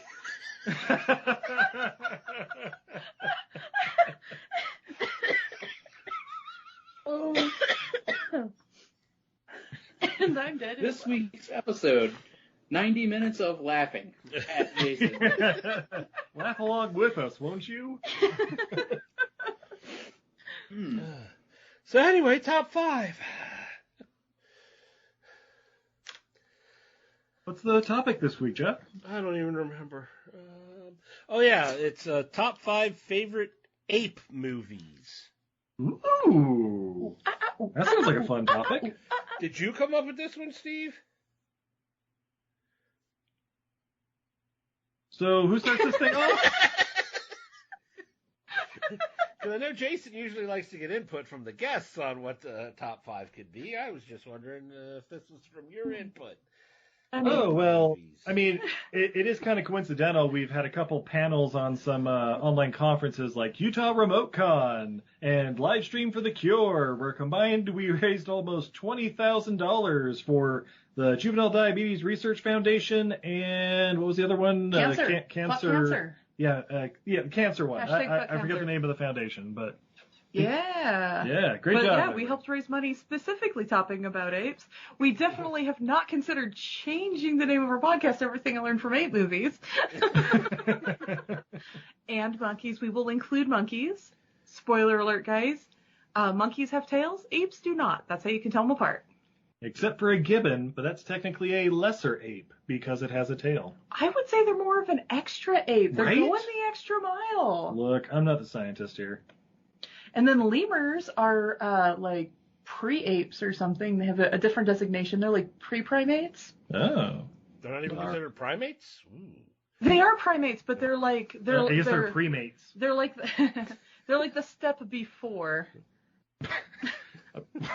The step before ape. So there's like a Dimetrodon or whatever are we talking That's a lot earlier step. Now, come on. Yeah. Some sort of long-limbed raccoon?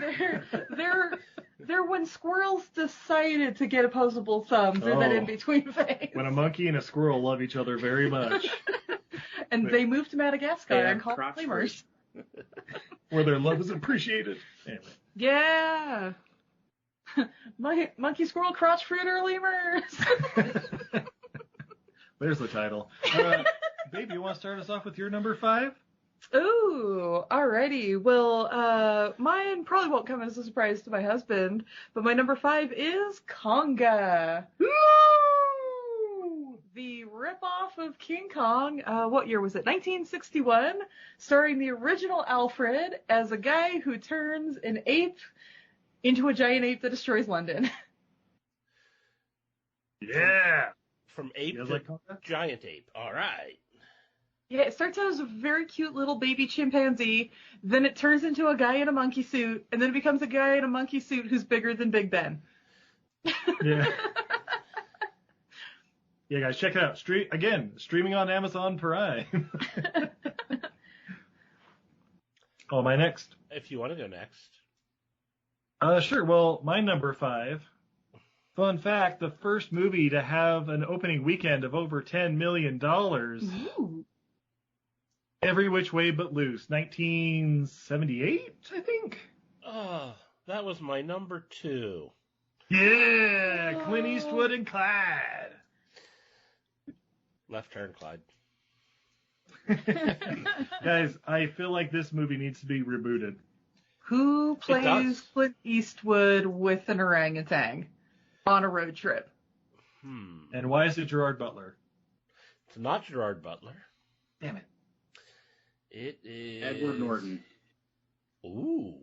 Edward Norton? I feel like he wouldn't be interested in the project, though. I was going to. Doesn't he not drive? Ed Norton? Isn't that his thing? That he doesn't drive? Are you thinking John Madden? No. Or no, wait, that's flying. Yeah. John Malkovich? no. What? No, I think Ed Norton, gets a ride from people. I think he doesn't Ooh. drive. I don't know if that's true, but it just made me think. I want John Malkovich to be in my Any Which Way. Oh, gee. I might be thinking Norm Macdonald. I just realized. Oh, Jesus. Yeah, Ed Norton, Norm Macdonald. People get confused all the time.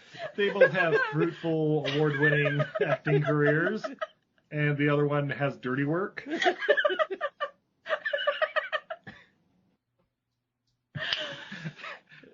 So yeah, Norm Macdonald in Every Which Way But Loose, coming 2023, if he'll ever leave his house again. Or we can CGI it, I don't know. Anyway, Jeff, you want to go next? Yeah, I'll go next. I remember seeing this movie in high school, and I forgot all about it until before we started recording. You guys were mentioning 8 movies, and you mentioned Project X, and I went, oh, I remember that movie, so I put it on my list. That's my ringing endorsement for it. That's the big rave party movie that came out about 10 years ago, right? No. They stole the title from, I think, Matthew Broderick, if I'm not mistaken. Oh, yeah, Matthew Broderick. Oh, yeah, that was a movie. Yeah, and the chimpanzee was a test pilot. Yeah, that movie. Yeah. Ringing Excellent. endorsement there. I remembered seeing it. Yeah. I remember it years ago. vaguely. Steve, was it excellent? All right, Brian, how about your number 5? My number 5 is Joey Tribbiani plays baseball. Ed, baby! Ed. Yeah. That is a fun one. Yeah, we watched that for the podcast, didn't we? We did. It was for actually a little better than I thought it was going to April be. last Yeah, year. that's We did right. April and Monk May. Spoiler alert, baby coming back in 2022. Nice. I guess that makes number 4 for you, Brian. Oh, he called you Blake. Oh. What? Oh. He said Brian. He Huh? covered it. Brian. No, it must be something with the connection. Brian, right? Yeah, Brian. There's a cat behind our laptop messing with things. You probably heard her. Good cover. Number 4 for me is Outbreak. Technically not an ape, but Monkey. We'll give it to Monkey you. movie, I'll allow it this We'll one accept it. time. Yeah. Yeah, we coming watched off that. the heels of COVID, it feels good. Yeah, we watched it, over a year ago when this whole thing started. It was like nobody would be that stupid. Oh, yeah. Well, you have to couch it with, we watched it like 5 years ago, and we made a big deal about nobody would ever act that way, wildly unrealistic, people have their shit together again. So when the pandemic happened, we're like, we need to address this again. So we watched it again, and we're like, wildly realistic. Exactly how people would react. Damn you, Dr. McDreamy. You doomed us all. Turns out there's two kinds of people in this world. Ones that are willing to sacrifice just about everything for the ones they love, and people who a minor inconvenience is completely unacceptable and they will not have it at any cost. There you go. That's Dustin Hoffman and Rene Russo in Outbreak. Oh, I don't know. will have to say, I don't know if we've ever told this story because I know Jason's not too proud of it.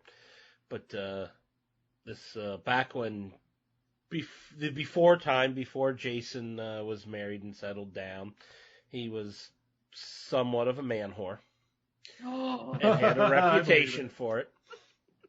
And one of our friends, one of our friends made the comment about how, Jason, you've got so many diseases that the monkey from Outbreak wouldn't even touch you. Nice. And so we'll bring that up to him occasionally and have a good laugh about it. So that's why you guys have called It's me always Outbreak. nice to laugh at Jason's expense. What's he going to do? He's not going to listen to this anyway. He's not here to Hey, he's stop not us. going to listen anyway.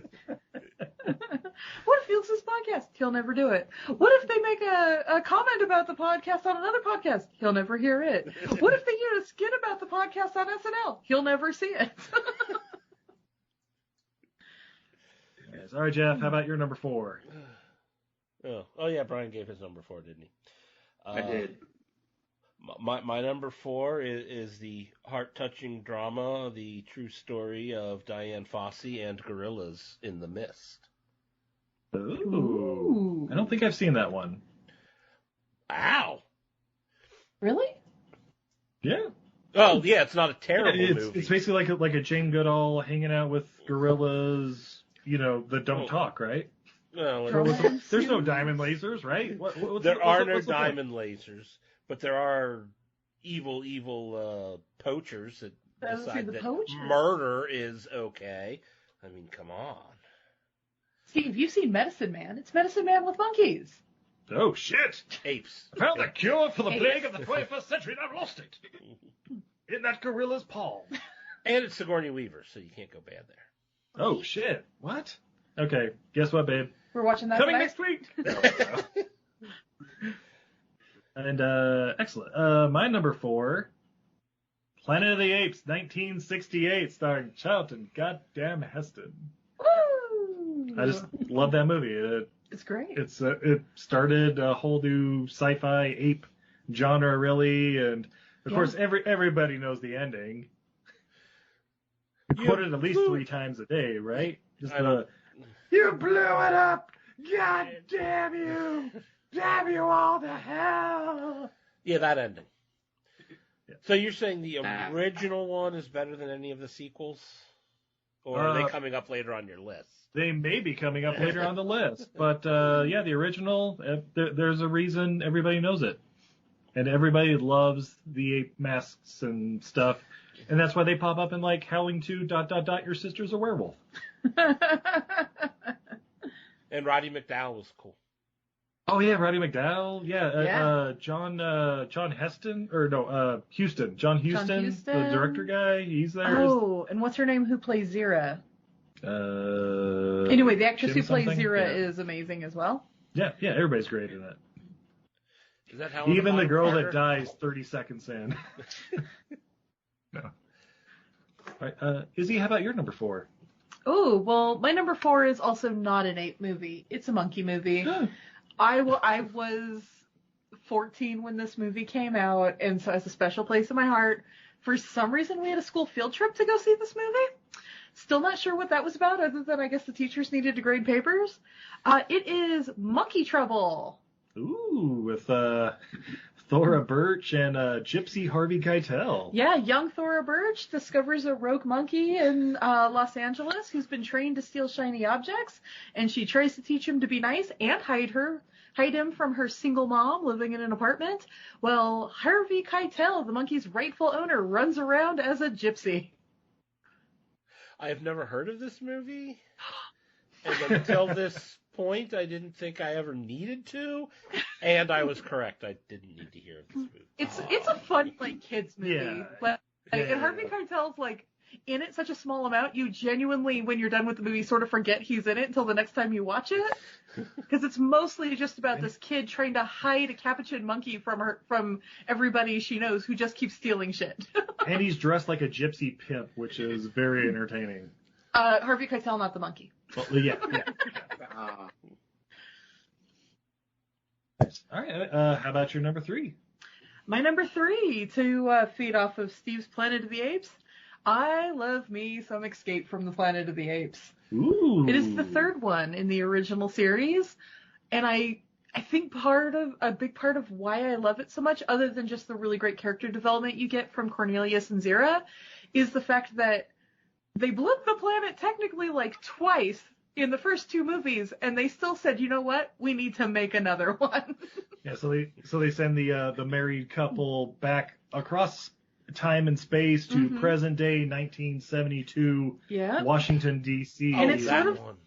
Yeah, and it's sort of a reenactment of Heston's trial from the first one for most of the movie, which I really liked the play there. I liked a lot of the allegory for racial inequity and all of that, and just we've got to stop the future from happening. Also, spoiler alert, # infant murder. Oh, yeah. Yeah. Guys, don't sleep on those Planet of the Apes sequels from the 70s. So they have some really good messages and parts and stuff in them. They get ragged on a lot because it's true that most of them don't have the budget. Especially starting with this one, they have less and less budget. But the points are still. I heard each film the budget was cut in half for the next film. Yeah. So it's no, they don't have the grand set dressings. The costumes look worn because they're still the same ones from the first one. But the acting is phenomenal, and the through lines through them they're still really important, poignant messages. Yeah. If you like the current Planet of the Apes reboots, it's a lot of the same ones, just done back in the 70s and tighter budgets. But, yeah. Oh, also, this is the first one with Ricardo Montalban, and as far as I'm concerned, he can do no evil. Yeah. Excellent. All right. I guess next to me, my number 3, guys. You know that big ape movie had to come in, so I got Kong Skull Island in this bitch. Yeah. That would have been Jason's number 1. Yeah. It's a good one. Okay, so the Godzilla, King of the Monsters, all that stuff. Not a huge fan of those, but Kong Skull Island for some reason I really enjoyed. The cast it's the is best great. one of all of them. Yeah. So far. Yeah, I was really scared too because watching the trailer when John C. Reilly popped in, I'm like, oh god, this is gonna be shit. I just know it. They're gonna try to do some weird. But they casted him twist. perfectly for the type of character he likes to do, and it works. Yep. So hopefully the guy that made that trailer is fired. No, I was kidding. But yeah, love the movie. I'm glad it finally came together in Kong versus Godzilla or whatever the hell it was earlier this year. Cool. Jeff, you're number 3, I guess? My number 3, I've got Any Which Way You Can. Oh, the sequel. You like that better than the first one, huh? No, the first one is number 2 on my list. This is number 3 on my list. Oh. So what's the plot of Any Which Way You Can? I don't know. They're driving around in a truck with an orangutan. The Monkey and Clint Eastwood. You told me to come up with an ape movie. Come on. It was going to be called Every Which Way But Loose, the next day. But they're like, no, we gotta... No colons in our titles yet.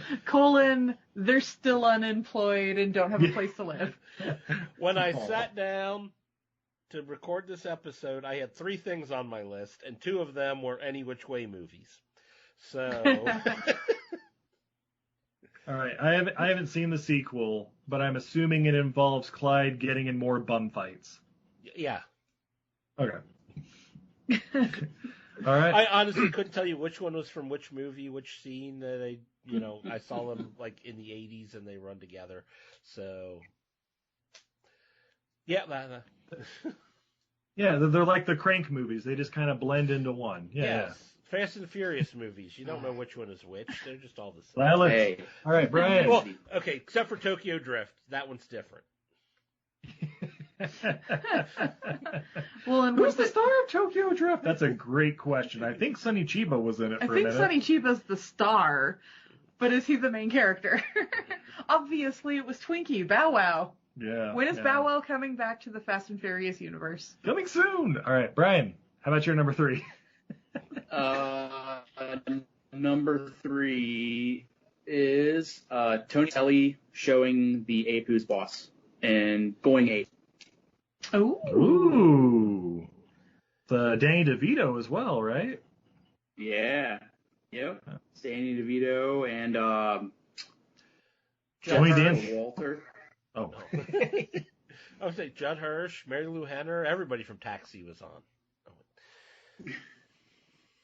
Yeah. Tony Danza, Jessica Walter, Danny DeVito. Oh, nice. Nice, yeah, I haven't seen it, but I remember as I'm a sure it's child great. I liked that movie. It was like one of the first things that was on when we first got cable, and it's like, oh, look, this movie about a orangutan. It's funny.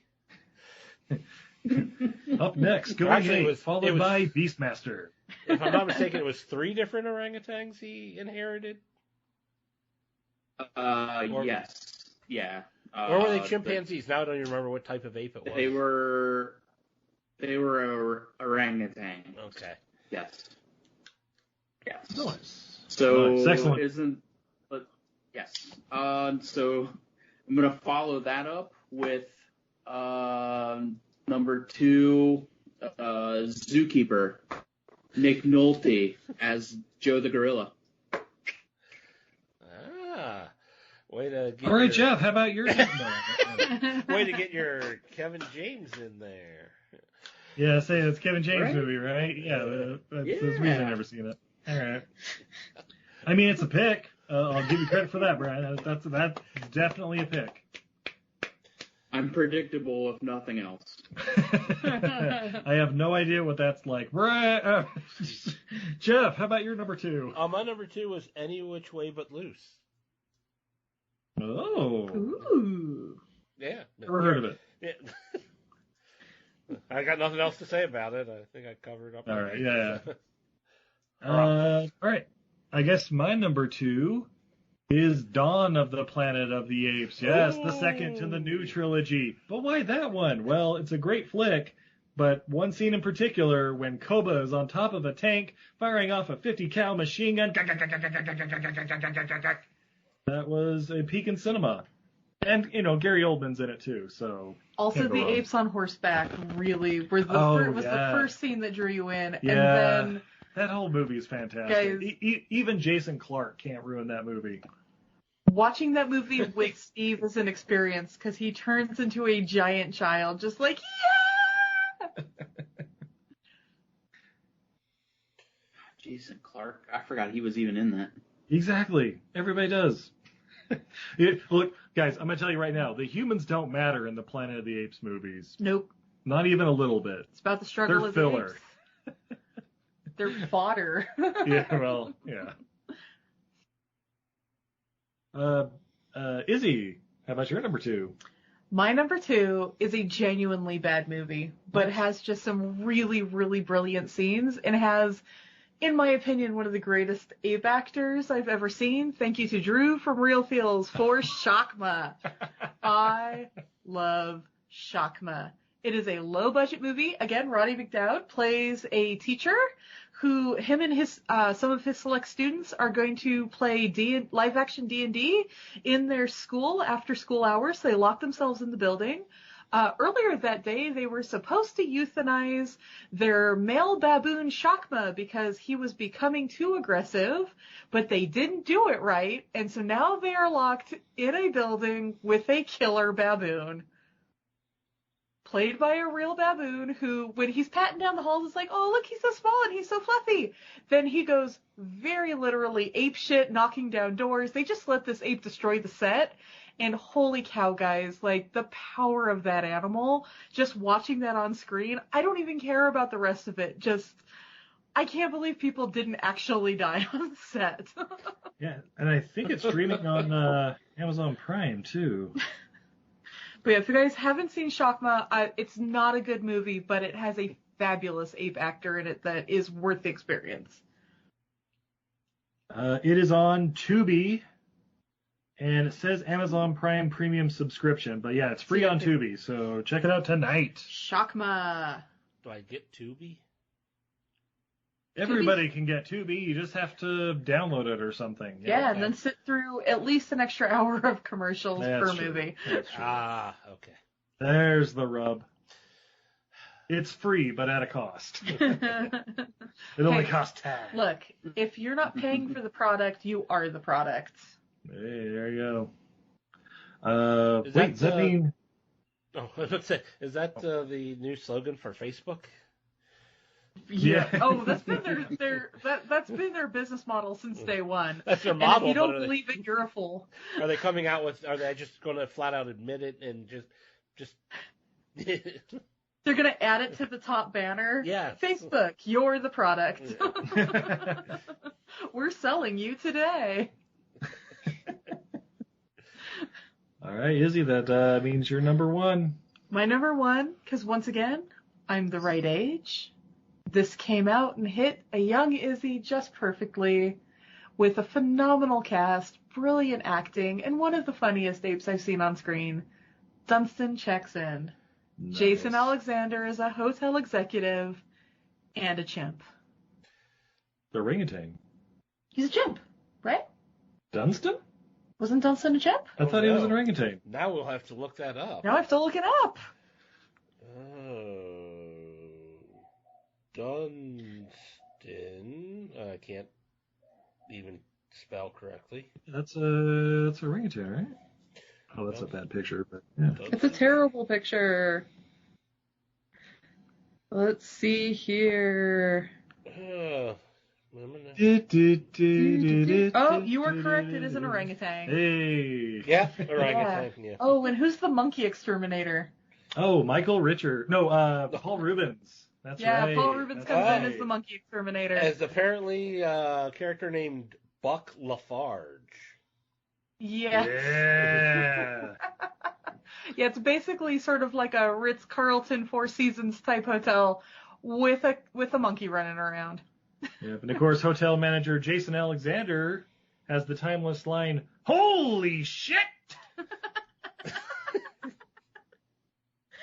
Oh, the 90s. You could get away with a lot more in kids' movies. It's a fun kids' movie, guys. Like, if you've got crotch fruit, it's perfect. If you're a crotch fruit at heart, it's perfect.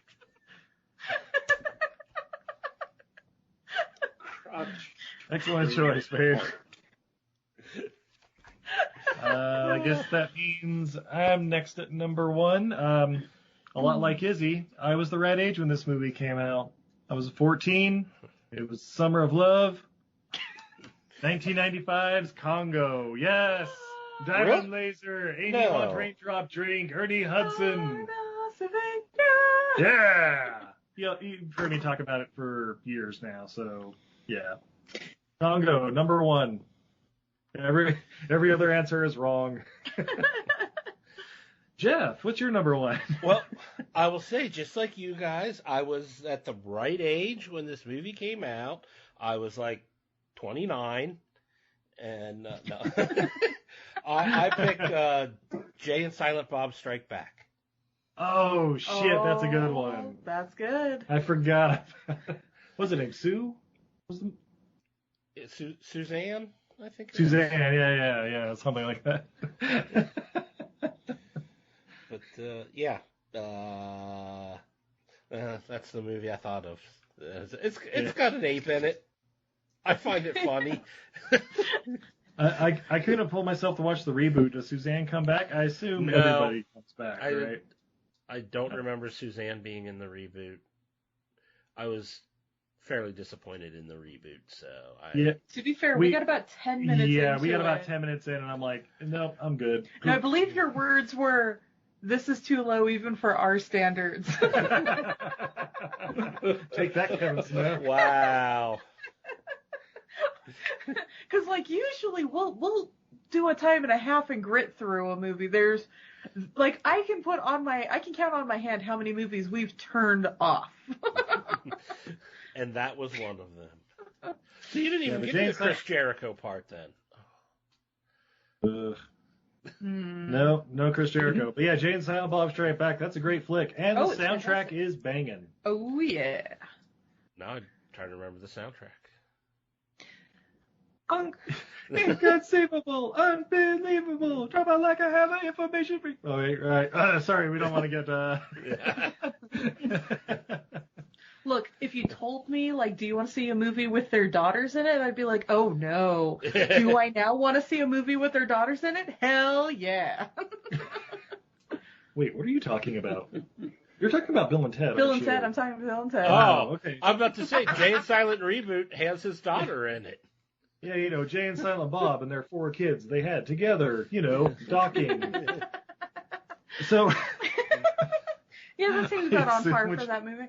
Well, that's the thing is, Kevin Smith's real daughter plays Jay's I'm sorry, daughter. are you talking about Harley Quinn Smith? That's why he yes. wants to see her on the big screen? She's so great in this movie. She has a whole monologue. Wow. Okay, but anyway, she plays Jay's daughter with Justice from the first movie. Yeah, Shannon Elizabeth. And so, yeah, you just said you wanted to see a movie with their daughter in it. So there you go. You got to watch the movie now. I was confused. I was talking about Bill and Ted. Bill and Ted is great. There's no apes in Bill and Ted. Probably not. All right, Brian, finish this off, will you? So my number one is based on the video game Rampage. Yeah. And what's That's it called? It's What? based on the video game Island. Rampage. But No. Well, I The know. Rock made Fine. the movie. Obviously, he's talking about Rampage, the movie directed by Dr. Uwe Boll, and it has like 3 sequels. And Wrong Rampage. oh, is it everyone? Oh, okay. Dr. Oh, Yeah. well, The Rock, Boll. right? Yeah. Dr. Yeah. Uwe Boll. Yeah. Dr. Uwe Boll. You can find out all about it on our multiple interviews with him at Everything I Learned from Movies. That's ageofradio.org/Everything I Learned from Movies. He does tell the story about how one of his productions accidentally burned down a Siberian town. Then he rescued all of the dogs and took them to Canada with him. I am There you go. very interested. I did not realize you had multiple shows where you interviewed him. Oh, yeah. He's a fascinating character. Oh, he very much is. He's a Fascinating. terrible, terrible director, but I am very interested in hearing his stories. So, Brian, why Rampage? I grew up, I just remember playing that game all the time in the arcade, and then the movie came out, and I enjoyed it. I mean, it's The Rock, and it's a action film, so It makes sense. good. Right age, right time. Yeah. No, I was really like like 30. Rampage. I'm on Yeah, it's a good one. It's a good one. I'm on your side, Brian. Rampage is fun. I like the idea of The Rock as a primatologist. Yeah. Maybe coming up next year. All right. Well, I guess I won that game. What's next? Sure, you can continue to think you won that game. We just need a bad idea. Anybody have a bad idea? Crotch fruit. Probably. Just say no to crotch fruit, right? Bad idea number 126,412. Crotch fruit. Having children. Bad idea. Exploding vagina candle. Oh, that is a pretty Oh. bad idea. Yeah, that would be bad idea number 14. This smells like my vagina candle. making a candle that smells like vaginas, and then making it so that it explodes. Isn't that the point? No, you've been doing it wrong, Brian. It's not supposed to explode. Oh. Maybe not literally explode, but How about Barclay is the worst? They don't know who Barclay is. Yeah, I don't know. You're just trolling Stork now. Who? Never heard of him. okay, so those are our bad ideas. Titles for the show. I wrote things That's down. what we were doing. Yeah. I wrote things down, but is there any way this is not going to be crotch fruit related? Probably not. I can't believe you guys hadn't heard that term before.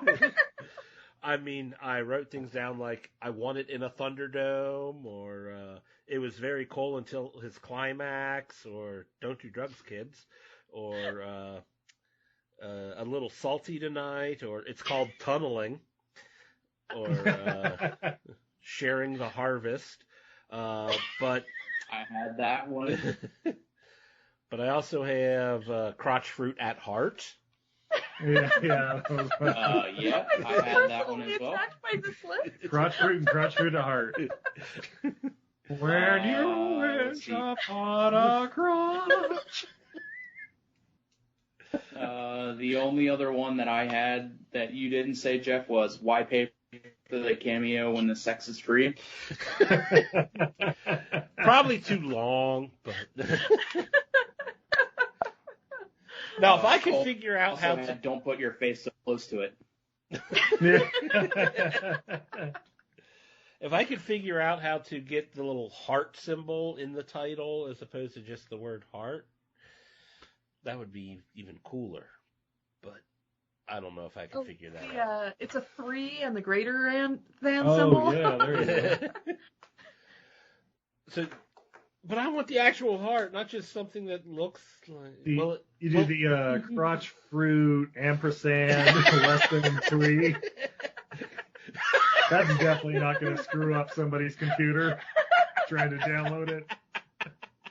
I think this is a virus. Yeah. God damn it, Jeff. I'll leave you in charge 1 week. There you go. God damn it, Jeff. Yeah. Show me one of us with bird. And Ooh, on that Jason note, was a man whore? Is it good to put that out there? oh, he would hate me for that. Oh. I think I'm going. We forgot dicks and taters. There's 2 kind of people in this world, dicks and taters. Yeah, we're the dicks and you're the taters. No, we can't put that. I just want to watch the world burn. Oh God, what were Longest segment ever. I don't know, Jeff. Make an executive decision. I think I'm going crotch fruit at heart. Yeah.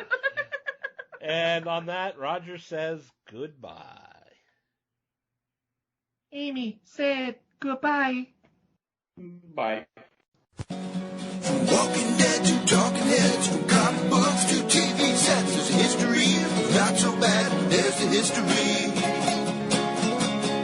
It's the history of bad, so bad.